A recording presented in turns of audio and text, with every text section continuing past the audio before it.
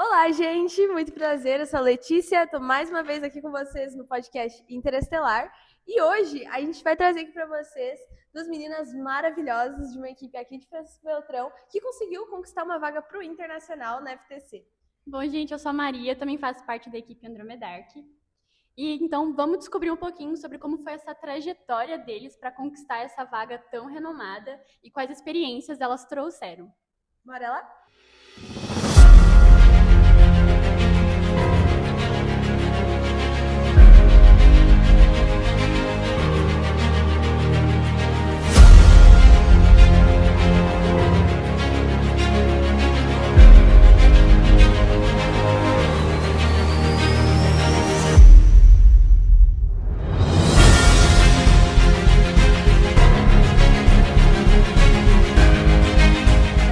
Oi, meninas, tudo bem? Como é que vocês estão?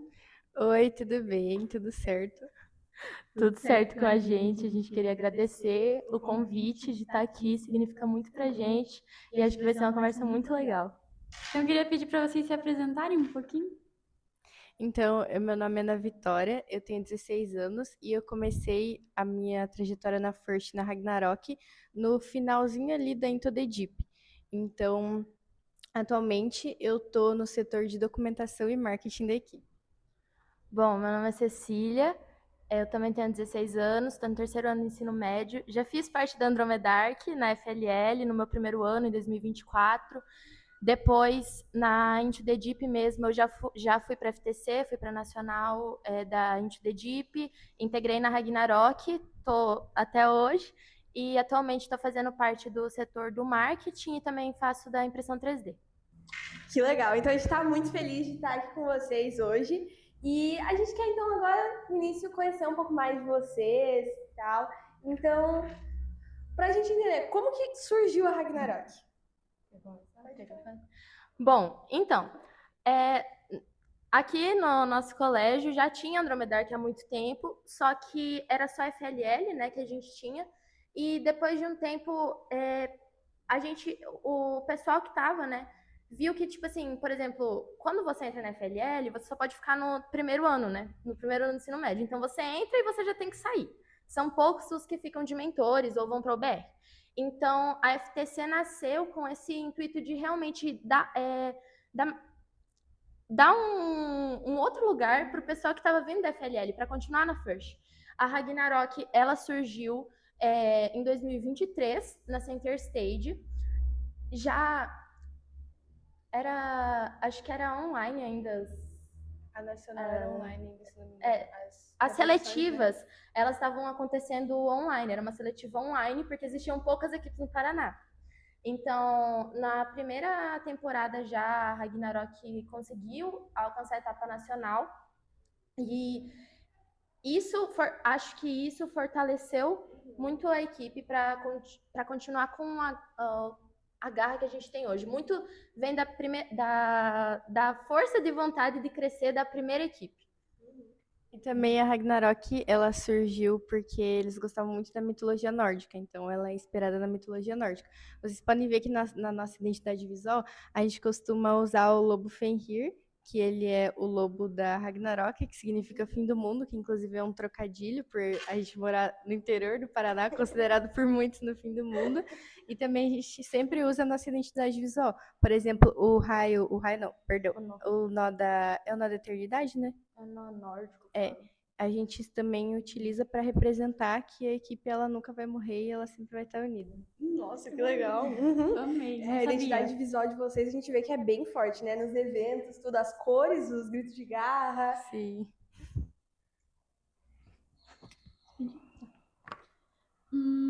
E como que a robótica entrou na vida de vocês? Quando que vocês decidiram assim, vou dar uma chance, quem sabe? Então, quando eu entrei no SESI, eu tinha visto que tinha a robótica e eu, inclusive, entrei na Andromedark no primeiro ano, mas eu cheguei a ficar, acho que menos de um mês, porque na minha escolha naquela época foi continuar no vôlei, porque não ia conseguir continuar nos dois.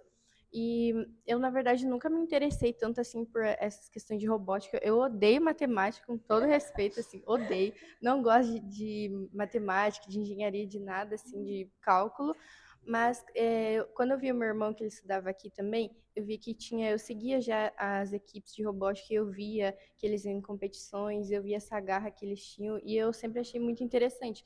Então, inclusive, eu entrei no meu segundo ano, né, na Ragnarok, e foi também um pouco de incentivo da Débora, que eu agradeço muito a Débora ter me dado essa oportunidade de entrar nesse mundo da First, que foi muito incrível. Então, é realmente maravilhoso poder fazer parte desse universo. Bom, então, sinceramente, eu não lembro assim, porque principalmente quando eu entrei no SESI, eu entrei no primeiro ano já na robótica. Eu era uma pessoa muito fechada para novas coisas. Então, eu não sei exatamente o que me deu esse engate de vir para robótica, mas eu lembro que foi a Débora realmente que me fez o convite. E eu comecei a vir e também, eu achava que eu não me dava com essas coisas de engenharia, programação, tanto que os primeiros dias que eu vim, eu falei para a professora Débora assim, Débora, me ensina marketing, sei lá, eu não quero fazer programação, não quero. Aí ela me colocou na programação, na FLL eu era programadora, eu programei a mesa, e inclusive uma curiosidade é que no início eu não queria subir para FTC, eu queria continuar como mentora da FLL. Só que as coisas são muito do jeito que tem que ser, né? Então, na Nacional, eu fui uma das escolhidas de subir da FLL para ir para integrar a FTC realmente foi o plano de sustentabilidade, né? Então, eu fui a última a ser convidada para ir para a Nacional, e aí nisso foi onde eu realmente me apaixonei assim pela FTC, que eu falei, não, é isso que eu gosto. Sim, é muito legal ver isso, que, tipo, vocês não tinham nada a ver com a parte de exatas. Nada. Isso é muito legal da robótica, porque ela, tipo, cria oportunidades para você crescer de qualquer forma, mesmo que não seja ali do lado do robô, Com certeza. mas no meio do AE, né, que a gente chama. Sim. E para você, Ceci, do tempo assim que você ficou então como capitã da equipe, como que foi para você? O que mais te desafiou nesse tempo? Bom, eu acho que o mais desafiador, falando sobre ser capitã da equipe, eu acho que o mais desafiador foi mostrar para os meus colegas mesmo que a diferença do trabalho, porque querendo ou não, eu levo a robótica, por mais que eu goste muito de estar aqui, é como se fosse um trabalho, porque a gente está aqui, a gente tem metas para cumprir, a gente tem prazo, é uma cobrança, né? Então, eu acho que foi diferenciar, assim, tá, isso aqui eu vou cobrar de você. É o trabalho, mas não é porque eu tô cobrando isso de você que eu não gosto de você, ou que eu tô brigando, ou que eu tô chateada com você. Não é isso. Então, eu acho que esse foi o meu maior desafio. E também uma coisa é que eu também me considero uma pessoa muito empática. Então, eu tenho muito essa parte da empatia pelas pessoas e pelas situações também. Então, foi tipo assim, conciliar em mim mesma ou essa parte, tipo assim, tá, eu tô sentimental por causa disso aqui, eu tô botando sentimento nisso aqui, mas agora eu preciso manter a equipe focada nisso aqui. Então eu não posso balançar ou alguma coisa assim, não posso chorar às vezes, né? Que acontece da gente chorar na competição. Mas assim, eu tenho que me manter focada para a equipe inteira, porque querendo ou não, quando você tá né, nesse ponto, né, você precisa. Você é tipo o alicerce assim, da equipe. Se você tá desbalanceado e alguém vem perguntar alguma coisa pra você e você tá chorando, o pessoal fica tipo assim, tá dando tudo errado e não vai dar nada certo, socorro. Então, eu acho que foi isso pra mim o maior desafio.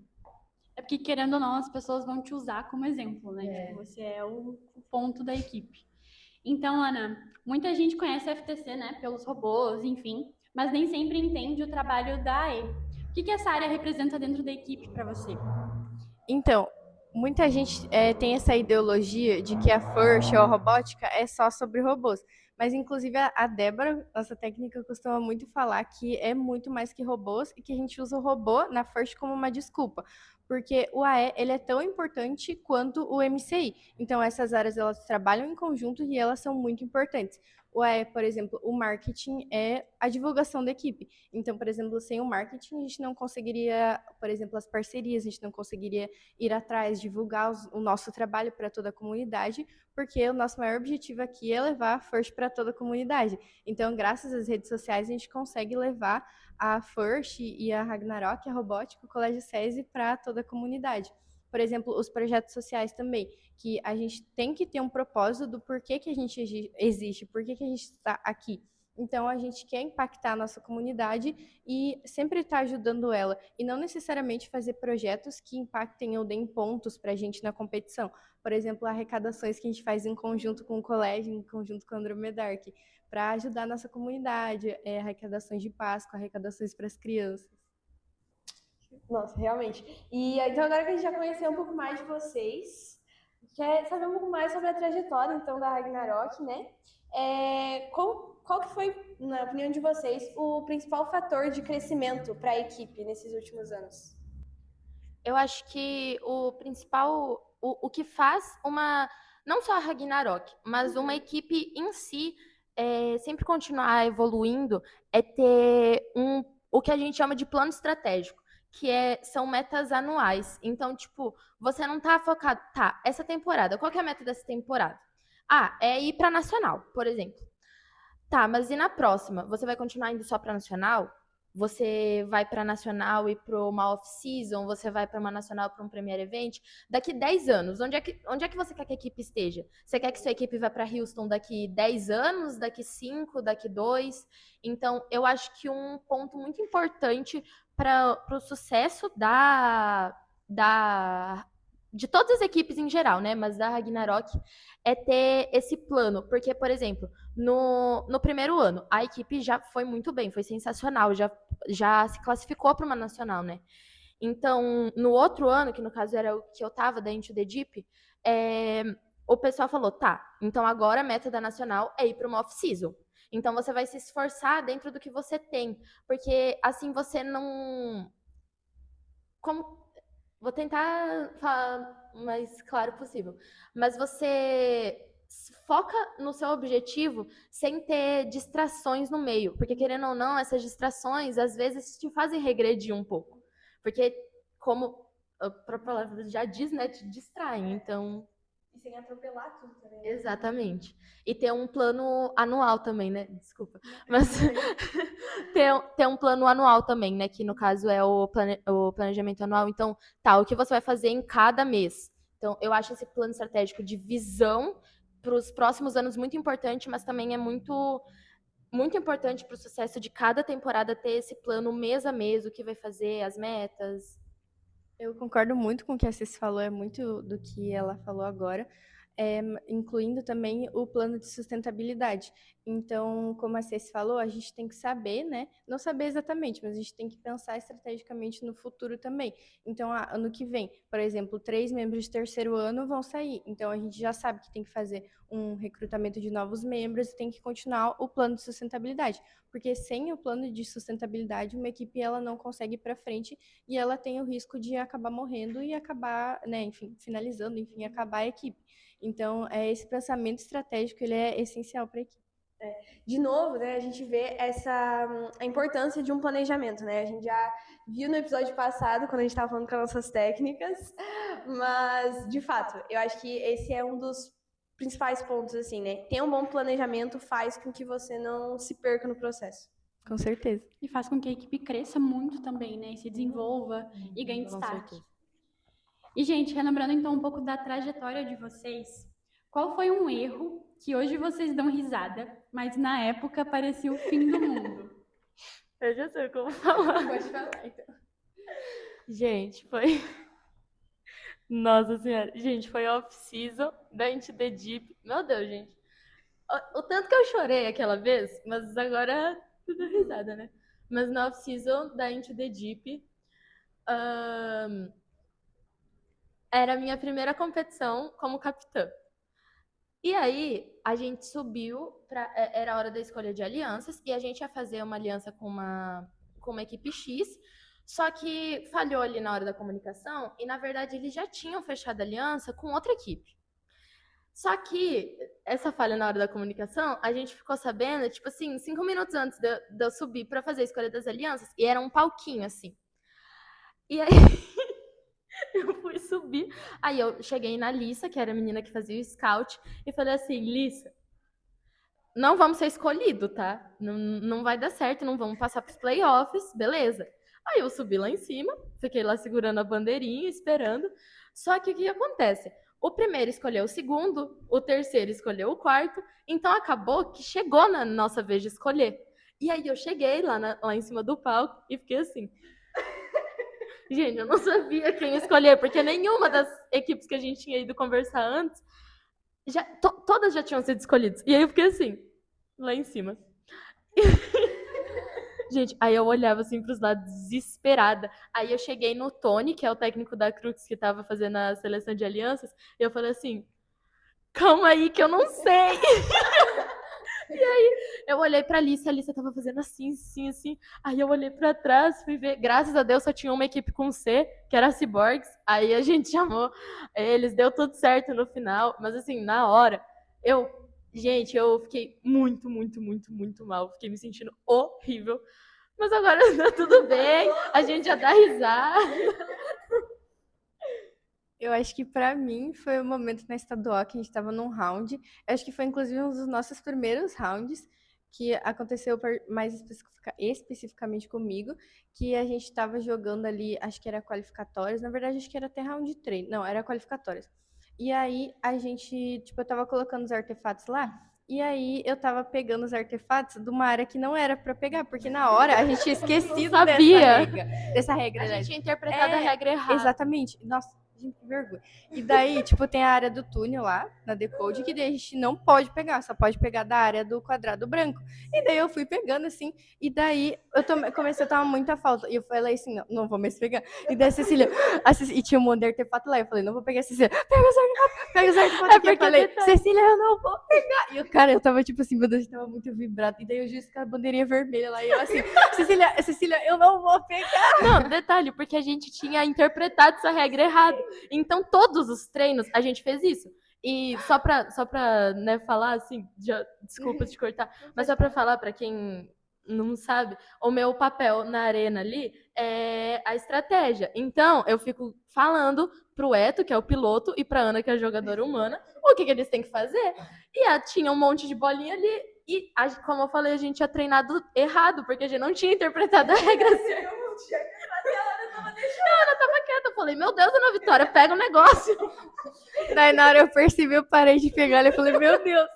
E daí, não, a gente não grita por mal, nada, não é na hora do jogo, na hora da estratégia. Eu lembro que, inclusive, depois você foi lá na negócio que tem uma caixinha de perguntas pra fazer as perguntas. E daí a gente foi questionado por que a gente tava tomando foto. Daí o juiz foi lá, mostrou a regra, assim, no manual. E a gente assim, tipo... Ah, sim, desculpa.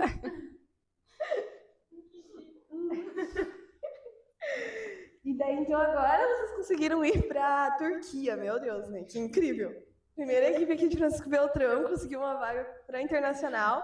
E como que foi, então, para vocês conquistar essa vaga? Pode falar. Olha, pra mim, foi um sonho que eu nunca pensei que ia se realizar.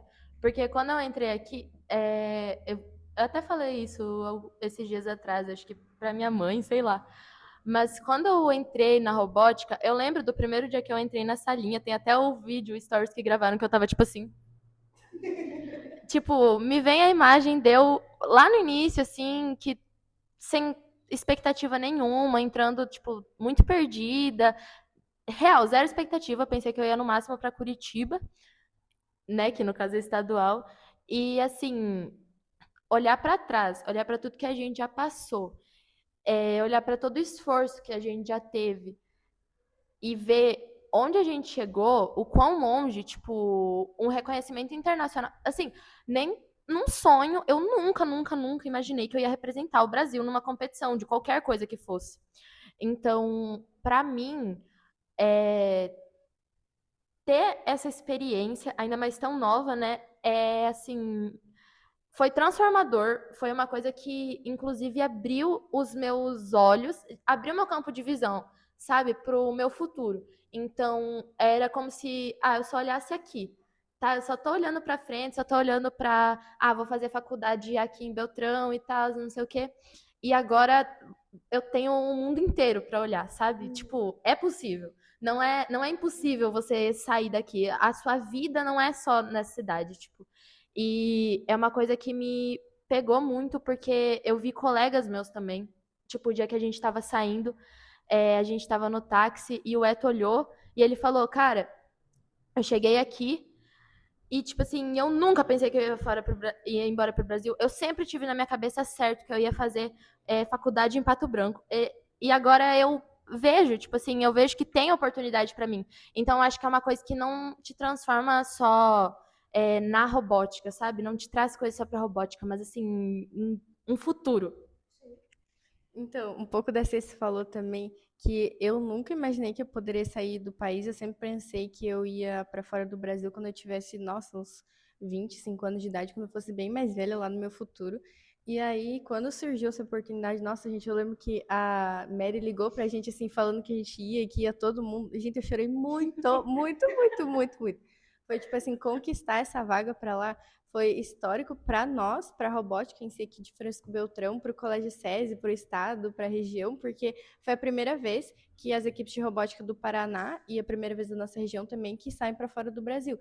Então é uma conquista muito grande. E como a Ceci falou também, quando você sai para fora do país, às vezes a gente está só preso aqui no nosso mundinho, na nossa bolha, a gente não consegue talvez ter essa noção de que o mundo lá fora é gigantesco, é enorme, e que a FIRST, a robótica, pode te dar oportunidades como essa, porque eu nunca imaginei que eu estudando no Colégio SESI poderia sair para fora do país.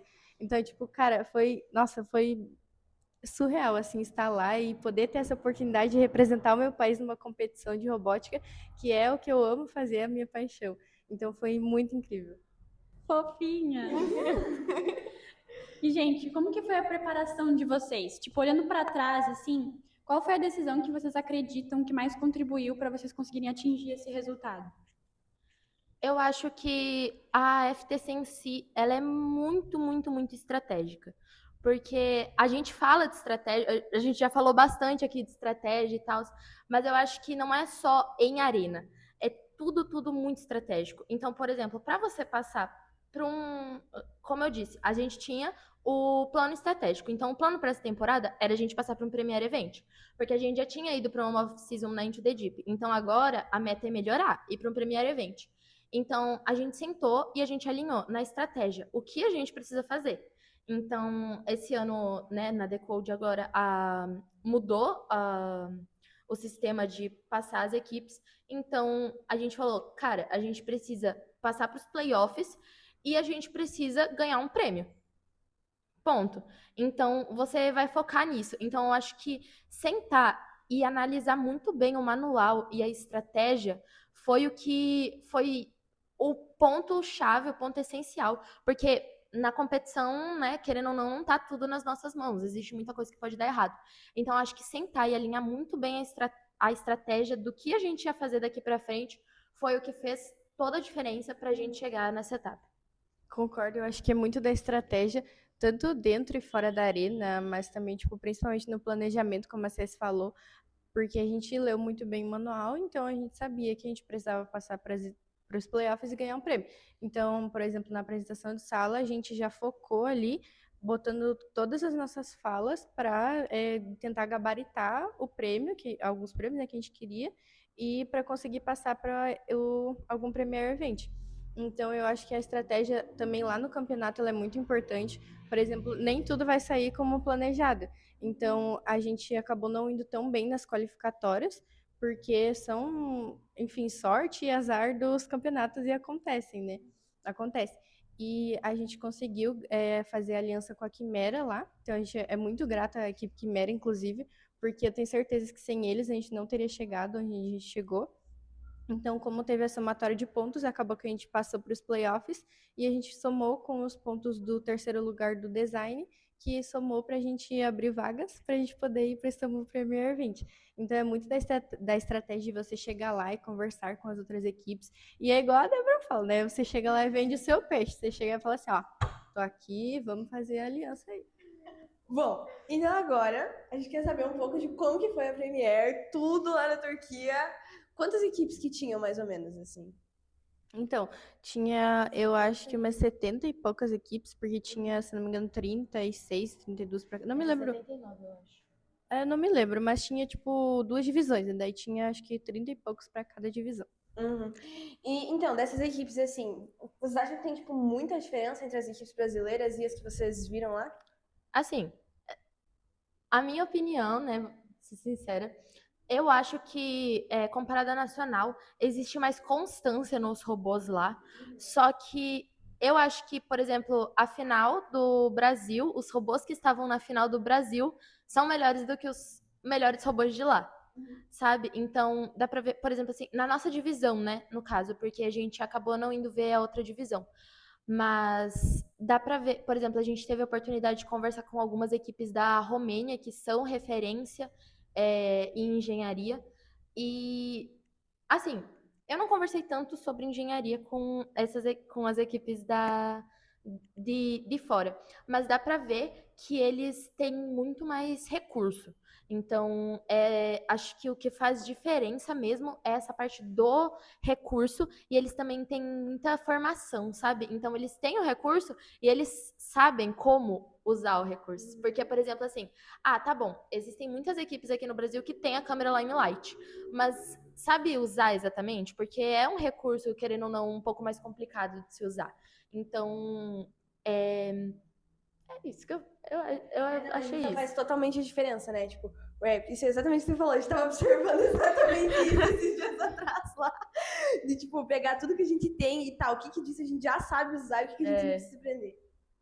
Então, como a Cês falou, eu acho que é muito do conhecimento e de saber usar as coisas. Porque como aqui no Brasil, a gente pega as peças que são, tipo, consideradas caras, assim, e nem todo mundo consegue bancar também. Até porque existem equipes de escola pública, enfim. E lá eles têm o acesso facilitado a esses recursos. E eu acho que, tipo, o diferencial deles realmente é o conhecimento técnico, porque eles conseguem utilizar esses recursos e ter esses recursos de forma mais facilitada do que a gente.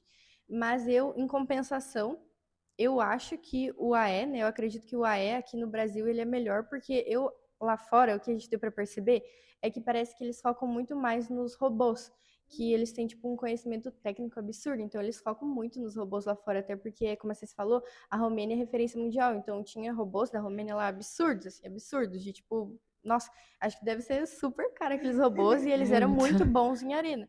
Mas eu acredito assim fortemente, eles focam também no AE, claro, tem várias equipes lá que tinham um AE muito bom, mas eu acho que o AE aqui no Brasil, ele parece que tem mais força, talvez mais importância. E lá vocês repararam, tipo, em algum robô que mais impressionou vocês, ou uma estratégia que chamou mais atenção? Lá eu acho que uma coisa que me chamou muita atenção, que no Brasil tem muita gente que acha feio, que acha imoral usar, mas eles usam muito, muito, muito defesa ofensiva. Tipo, atrapalhar o outro robô. Sabe? Teve vários rounds que isso aconteceu. Inclusive, teve equipe que vinha fazer com a gente e falava assim: não, se vocês quiserem, a gente atrapalha o robô deles, tá tudo bem. Então, eu acho que é uma diferença porque é, claro, tem equipe que faz isso aqui no Brasil, mas uma coisa que eu reparei é que eles fazem muito, muito, muito isso. É uma estratégia bem forte. Tem equipe, inclusive, que a única estratégia é atrapalhar tipo, impedir o outro robô de pontuar. Uma outra coisa também que eu vi lá, o diferencial deles, que eu acho muito absurdo, é a questão do autônomo.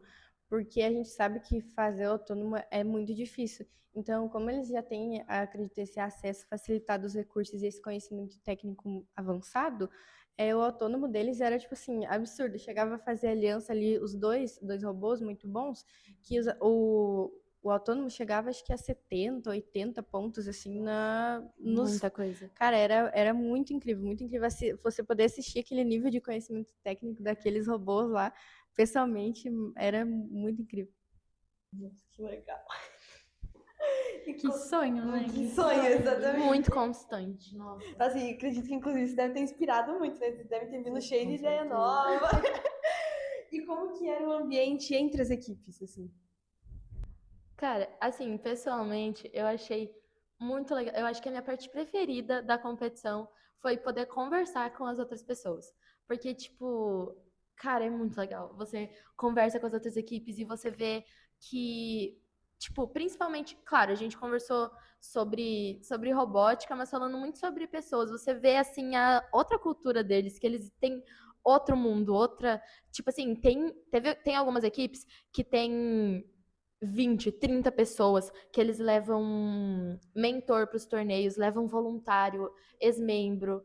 Então, eu acho que foi muito legal. A minha parte preferida de ter participado de um Premier Event foi realmente conversar com as pessoas, além de praticar uma nova língua, né? No caso, praticar inglês, que eu acho que foi assim, incrível. Nunca pensei que. Porque você se vira, né? Tipo, mesmo, por exemplo, a Débora, né?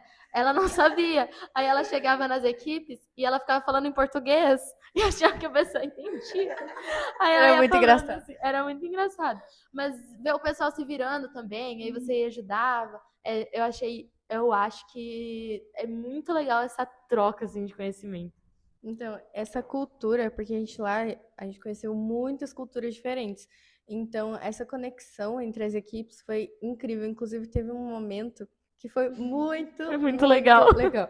Tipo assim, a Débora deu ali um alerta na gente, porque, né, foi no primeiro dia, ele assim, Era o dia da apresentação. era o dia da apresentação de sala. Mas a gente começou a conversar com outras equipes inclusive, acho que eles não eram nem da nossa divisão, se eu não me engano. Não era. E a gente começou a conversar, assim, né? E trocar as culturas. E aí tinha muita gente, inclusive, lá com muita caixa de som.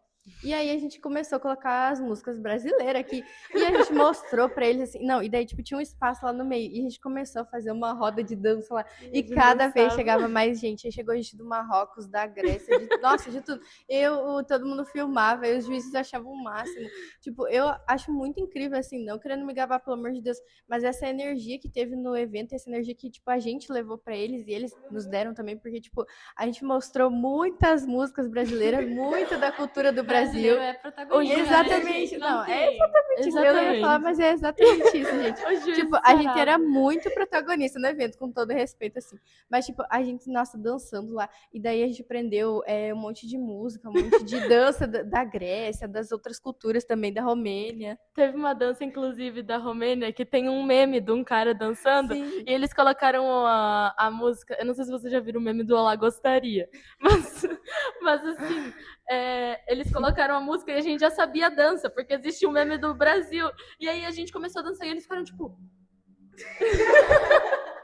E daí, tipo, em outras equipes, lá, eles têm, inclusive, uma cultura de não trocar os bottoms. Tipo, eles vão no seu pitch e eles pedem. E daí, a gente ia nos outros pitches, a gente simplesmente pedia e eles deixavam você pegar. Tipo, às vezes tinha equipes que tinha um monte de plaquinha, assim, falava, pegue um. E tinha um monte de pulseira. Eu nunca tinha visto nenhum campeonato, assim, essas pulseiras de silicone que eles fazem, assim.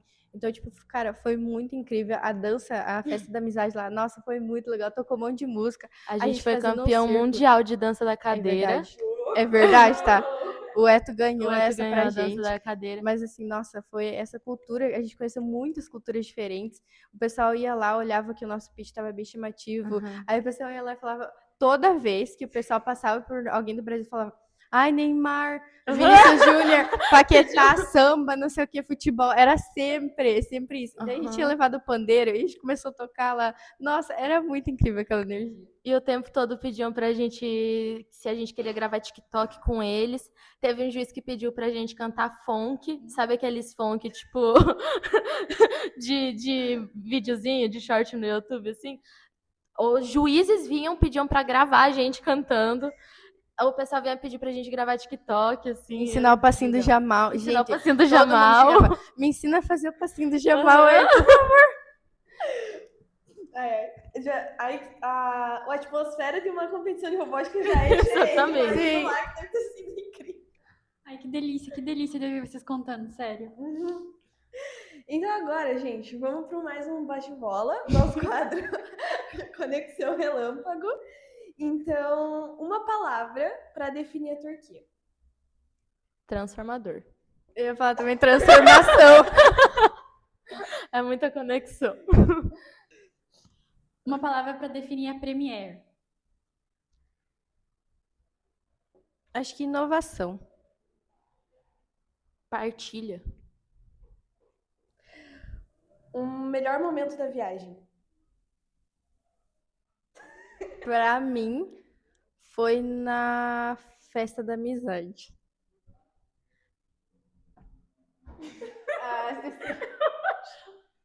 Não sei. Eu acho que pra mim foi o primeiro dia que a gente dançou essa parte. Um aprendizado que vocês trouxeram na bagagem.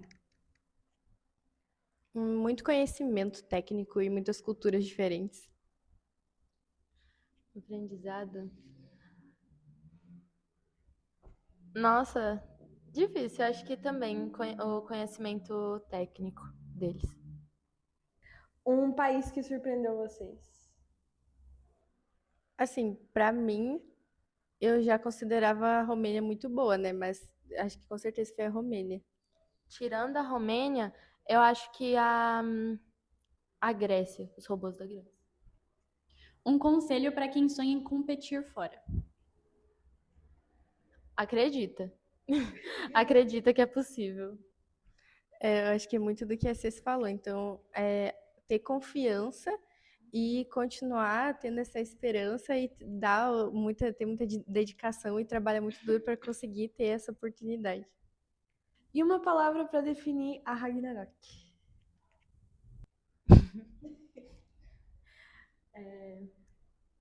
Inspiração. Em equipe.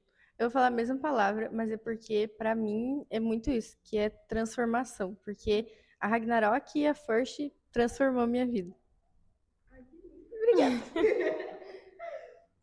E agora vamos mais no que vocês aprenderam, então, dentro da competição, né?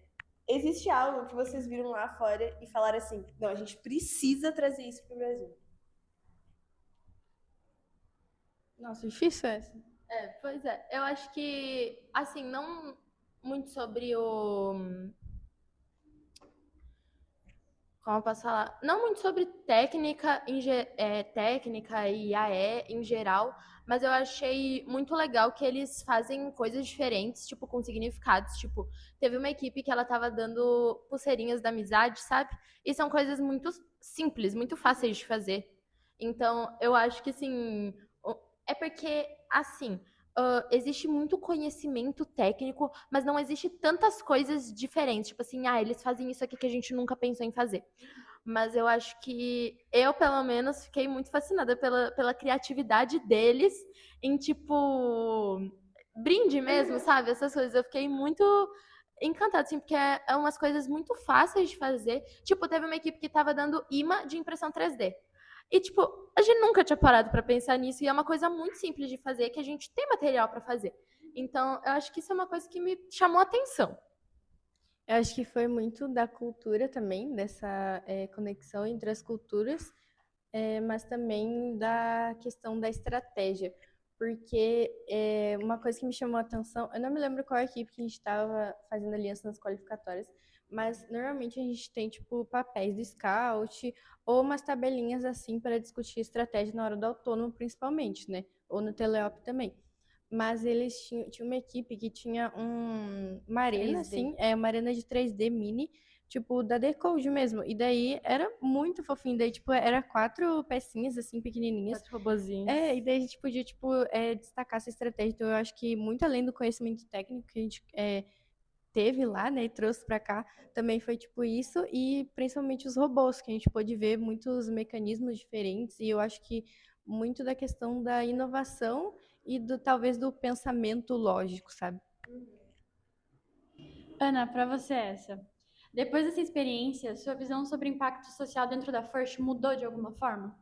Com certeza. Como eu falei antes, que eu acho que a gente vive muito aqui na nossa bolha, no nosso mundinho aqui, a gente não tem muito conhecimento sobre o mundo lá fora. Então, eu acho que o impacto na comunidade ele é muito importante. Então, lá fora, lá na Turquia, essa conexão entre as equipes é muito também do impacto social. Inclusive, teve um momento muito marcante que eu estava presente, que foi uma mulher junto com a filha dela, e ela queria apresentar para a filha dela a First. Aí eu acho que a Ceci também estava lá no pitch essa hora, mas estava a Letícia lá, e aí começou a conversar com a Letícia. E, tipo assim, eu acho que essa questão de mostrar para os outros o quanto a First e a robótica, ela é inspirador. Então, impactar aquela outra pessoa, sabe? Eu acho que eu não consegui ver tanto, porque, se não me engano, a gente tinha que correr para um outro round, que foi muito rápido as coisas lá, inclusive. Mas foi, tipo, de ver essa paixão que a gente tem em impactar as pessoas, mostrar para elas o que é a First, sabe? E talvez ver nas pessoas aquele brilho nos olhos de entrar nesse universo incrível. Que legal. E, Ceci, teve alguma coisa, assim, que chamou essa atenção no quesito da organização, assim, das equipes? O que me chamou muita atenção, que acho que foi acho que eu já falei, não lembro, mas foi que eles levam os membros e que eles participam de, tipo, muitas competições. Tipo, eu comecei a seguir algumas equipes e, tipo, eles têm uma competição por mês. Tipo, uma competição por semana. Tipo isso.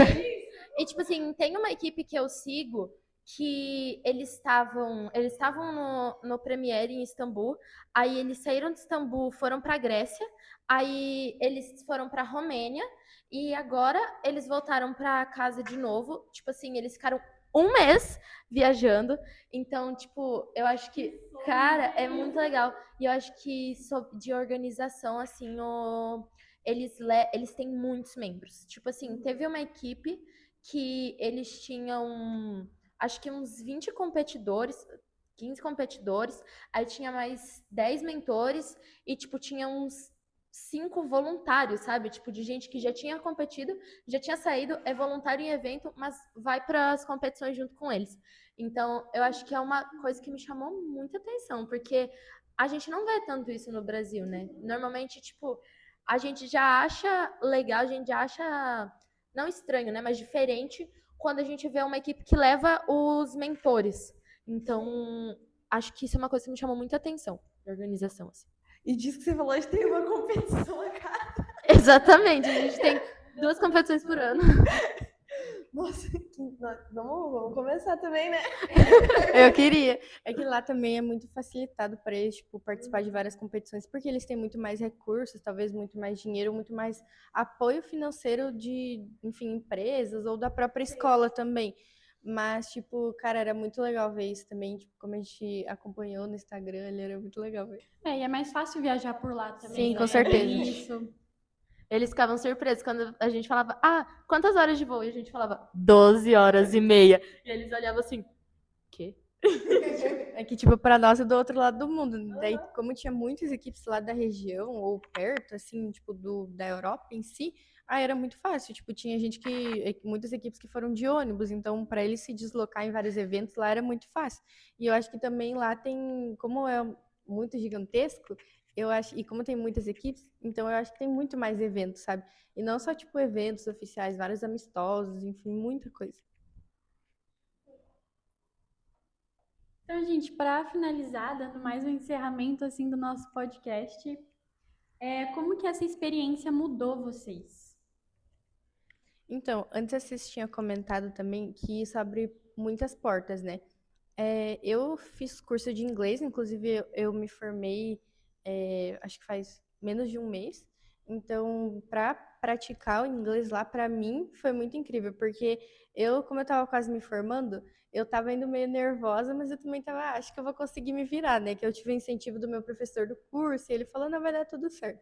Daí eu fui lá, inclusive teve um momento que estava eu e a Letícia conversando com umas outras 2 meninas. A gente se comunicava em inglês como se a gente estivesse falando em português. Então, eu acho que é muito incrível ter oportunidades como essa de você poder, porque é muito diferente, né? Você praticar inglês aqui e você praticar com nativos. Eu acho que a minha maior dificuldade lá, inclusive, foi o sotaque. Porque como tinha diferentes regiões, por exemplo, o próprio sotaque turco de lá era muito difícil de entender. Às vezes o recepcionista do hotel, a gente não entendia nada que ele falava. O Ravi ajudava a gente não entendia. O pessoal da própria competição, às vezes até algum juiz de lá, o pessoal do Marrocos também era muito difícil de entender. Mas eu acho que esse evento abriu portas para mim, como a Ceci já tinha falado também, no meu futuro, porque a gente consegue ver o quão gigantesco é esse mundo e que a gente pode ter oportunidades que surgem na nossa frente do nada, assim, que a gente nunca parou para pensar que a gente poderia ter oportunidades gigantescas como essa. Então, você vai uma pessoa e eu tenho certeza que você volta outra de lá, de conhecimento e de essa troca de experiência, essa troca de cultura, que é muito incrível. E acho que, assim, falando de mim, né? Não só de visão de futuro para onde eu vou e tal, mas assim, como a Ana disse do inglês, que hoje eu acho que o inglês é um diferencial muito grande para te colocar no mercado de trabalho. Eu sempre fui uma pessoa que eu nunca fiz curso de inglês, né? Eu aprendi escutando música e assistindo filme, que eu gosto muito de assistir legendado, eu gosto muito de música internacional também. Então, eu acho que falando de mim, assim, eu até hoje eu não sei o que eu quero fazer, sabe, da minha vida de faculdade e tal. Mas quando eu fui convidada para dar uma entrevista lá. E repercutiu, assim, na cidade, assim, na nossa cidade, né? Não foi uma repercussão, assim. Mas, assim, e entre os amigos dos meus familiares e tal.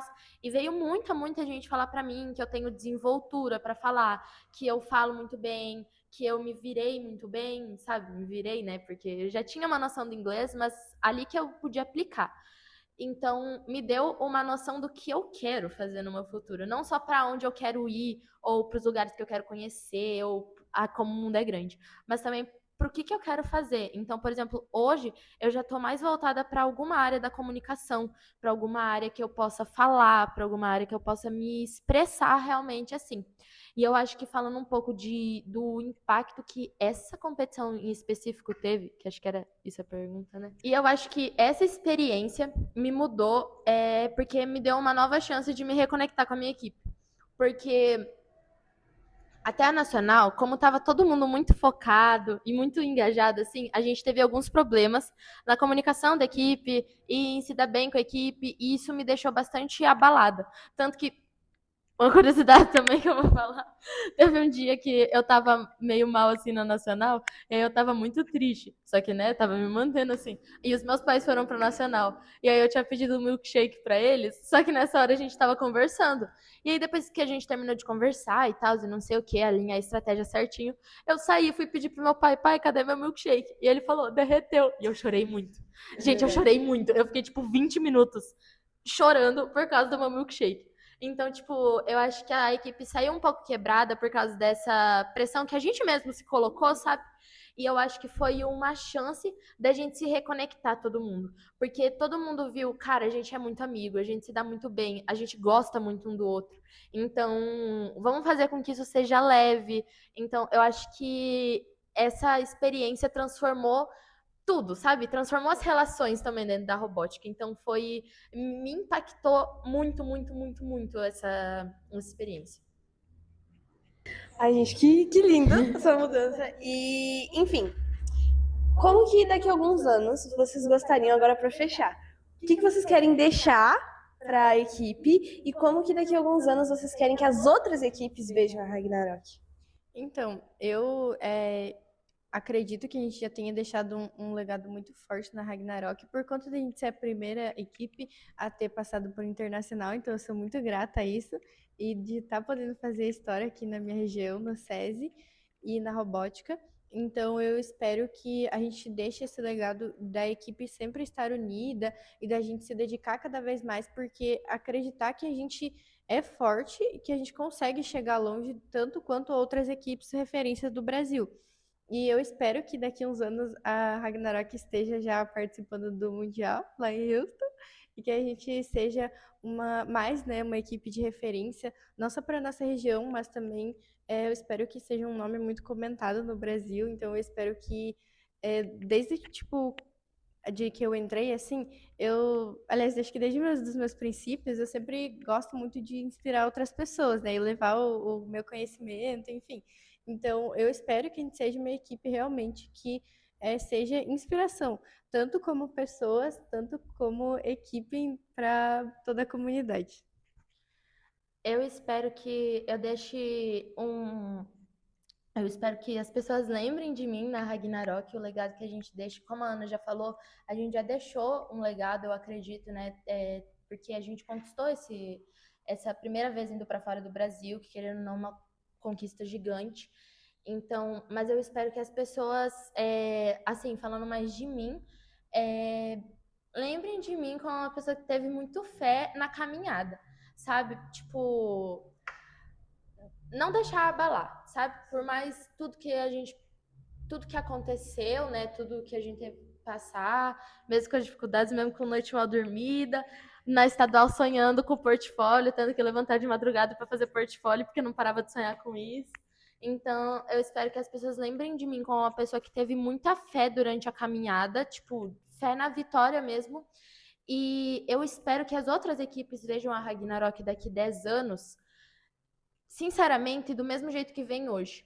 Porque eu acho que as outras equipes nos veem muito como uma equipe unida, sabe? Tanto que quando a gente foi para a Turquia, teve uma menina que me mandou mensagem pedindo como a gente fazia para nossa equipe ser tão unida. Então, porque, por exemplo, no grupo da FTC Brasil que tem, o pessoal manda pedindo quais são os nossos gritos de garra. Esses dias mandaram que não saía um grito de tal de robótica. Então, sinceramente, além do que a Ana falou, que eu espero que vejam a Ragnarok como uma equipe que pode tanto quanto as que já foram para Houston, as que são referência mesmo, eu espero que ela continue sendo vista do mesmo jeito que ela é hoje. Que é uma equipe que é animada e que realmente... Porque eu acho que esse é o diferencial. Eu acho que o diferencial da Ragnarok é ser essa equipe animada, assim, que a gente grita, que a gente traz essa energia, que a gente torce. Eu chego até a me arrepiar falando, porque eu acho que isso é o que me faz estar aqui. É toda essa emoção que a gente coloca na FTC. Eu acho que é muito verdade. Eu espero, muito bem colocado, inclusive, na SCC, espero muito que o nosso grito de garra e essa garra que a gente chega gritando nos campeonatos, eu espero que isso nunca se perca, tanto fora, né, como as equipes nos veem, mas também dentro da equipe. Então, eu espero que as pessoas que continuarem na Ragnarok continuem com essa energia, com essa garra, essa determinação, igual a Débora falou, esse sangue nos olhos de chegar lá no campeonato e gritar e todo mundo admirar muito, porque como vocês falaram, eu acho que o nosso diferencial é essa energia que a gente tem quando chega nos campeonatos e na equipe em si mesmo.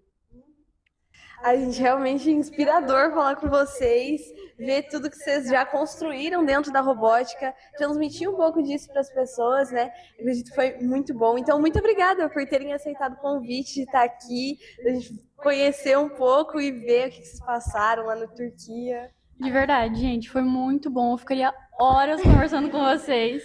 A gente queria agradecer, né, em nome da Ana, se a Ana quiser falar alguma coisa depois. Pra gente é muito importante também estar aqui. Assim, falando por mim também, eu tenho muito, muito carinho pela Andromedark, até porque eu já fiz parte, né, dessa equipe. Eu sei o quanto vocês também têm garra e sei que a história de vocês na FTC vai ser muito bonita, que vocês estão começando agora, mas espero que a gente cresça cada vez mais. E, de novo, muito obrigada pelo convite de estar aqui, porque a gente também adorou conversar com vocês, adorou trocar experiência. Então, muito obrigada pelo convite, falando em nome de toda a equipe, mas da gente também. E também parabenizar vocês por esse projeto, que é muito incrível. Obrigada. Gente, parabéns de verdade. E eu espero que vocês continuem trazendo cada vez mais gente, que esse quadro cresça muito no canal. Então, parabéns e muito obrigada pelo convite, porque a gente se sente muito honrada de estar aqui. Que fofo. Obrigada pelo sim de vocês, né? Também, gente. senão... Então, não se esqueçam de curtir aí o nosso podcast e se vocês querem saber um pouco mais sobre a Andromedark, sobre a Ragnarok, nos sigam aí no Instagram, no TikTok, para acompanhar um pouco mais o dia a dia aqui das equipes. Obrigada!